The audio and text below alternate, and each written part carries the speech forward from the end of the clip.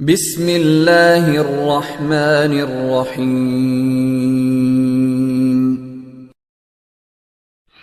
السلام علیکم ناظرین، آج آپ کی خدمت میں جمعہ کے 7 فضائل بیان کیے جائیں گے۔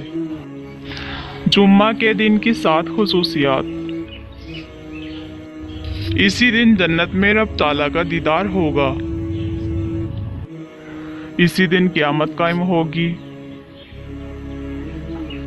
اسی دن دین اسلام مکمل ہوا۔ اسی دن جہنم بھڑکایا نہیں جاتا۔ اسی دن جہنم کے دروازے کھولے نہیں جاتے۔ اسی دن نئے کپڑے پہننا مستحب ہے۔ اسی دن نکاح کرنا مستحب ہے۔